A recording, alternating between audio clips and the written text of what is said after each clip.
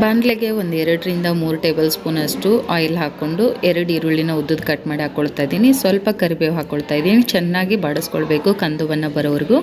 1 table ಸ್ಪೂನಷ್ಟು ಶುಂಠಿ ಬೆಳ್ಳುಳ್ಳಿ ಪೇಸ್ಟ್ನ ಹಾಕ್ಕೊಂಡು ಮತ್ತೊಂದು ಸಲ ಚೆನ್ನಾಗಿ ಬಾಡಿಸ್ಕೊಂಡು ಕಾಲಿಫ್ಲವರನ್ನು ಬೇಯಿಸ್ಕೊಂಡಾದರೂ ಹಾಕ್ಕೊಳ್ಬೋದು. ಇಲ್ಲಿ ನಾನು ಹಾಗೆ ವಾಶ್ ಮಾಡಿಬಿಟ್ಟು ಡೈರೆಕ್ಟ್ ಹಾಕ್ಕೊಳ್ತಾ ಇದ್ದೀನಿ. ಟೊಮ್ಯಾಟೊ ಹಾಕ್ಕೊಳ್ತಾ ಇದ್ದೀನಿ. ಆ್ಯಂಡ್ ನೀವು ಇದಕ್ಕೆ ಬೇಕಾದ ತರಕಾರಿಗಳನ್ನು ಇನ್ಕ್ಲೂಡ್ ಮಾಡ್ಕೋಬೋದು. ಎಕ್ಸ್ಟ್ರಾ ಕ್ಯಾರೆಟ್, ಬೀನ್ಸ್ ಎಲ್ಲ. ನಾನು ಜಸ್ಟ್ ಹಸಿ ಬಟಾಣಿ, ಕಾಲಿಫ್ಲವರ್ ಹಾಕ್ಕೊಂಡು ಚೆನ್ನಾಗಿ ಈ ರೀತಿ ಫ್ರೈ ಆಗೋವರೆಗೂ ಅದನ್ನು ಫ್ರೈ ಮಾಡ್ಕೊಳ್ತಾ ಇದ್ದೀನಿ. ನೀಟಾಗಿ ಫ್ರೈ ಆಗಬೇಕು, ಯಾಕಂದರೆ ಇದಕ್ಕೆ ಯಾವುದೇ ರೀತಿ ನೀರು ಹಾಕಲ್ಲ. ರುಚಿಗೆ ತಕ್ಕಷ್ಟು ಉಪ್ಪು ಮತ್ತು 1 ಟೇಬಲ್ ಸ್ಪೂನಷ್ಟು ಸಾಂಬಾರು ಪೌಡ್ರ್ ಹಾಕ್ಕೊಳ್ತಾ ಇದ್ದೀನಿ. ಅರಿಶಿಣದ ಪುಡಿ ಅರ್ಧ table spoon garam masala. So ಬೇಕಿದ್ರೆ ನೀವು ಇಲ್ಲಿ ರೆಡ್ ಚಿಲ್ಲಿ ಪೌಡರ್ ಕೂಡ ಹಾಕ್ಕೊಳ್ಬೋದು. ನಾನಿಲ್ಲಿ 3-4 ಮೆಂಬರ್ಸ್ಗೆ ಕ್ವಾಂಟಿಟಿಯಲ್ಲಿ ಮಾಡ್ತಾ ಇದ್ದೀನಿ, ಒಂದು ಅರ್ಧ kg ರೈಸ್ಗೆ. ಸೊ ಇಷ್ಟು ಹಾಕಿ ಚೆನ್ನಾಗಿ ಬಾಡಿಸ್ಕೊಂಡು ಕೊತ್ತಂಬರಿ ಸೊಪ್ಪು ಹಾಕಿದರೆ ನಿಮಗೆ ಒಂದು ಸಿಂಪಲ್ ಆಗಿರುವಂಥ ಬ್ರೇಕ್ಫಾಸ್ಟ್ ರೆಡಿ ಆಗುತ್ತೆ. ಇಷ್ಟಾಗಿದ್ದರೆ ಲೈಕ್ ಮಾಡಿ, ಹಾಗೆ ಫಾಲೋ ಮಾಡಿ.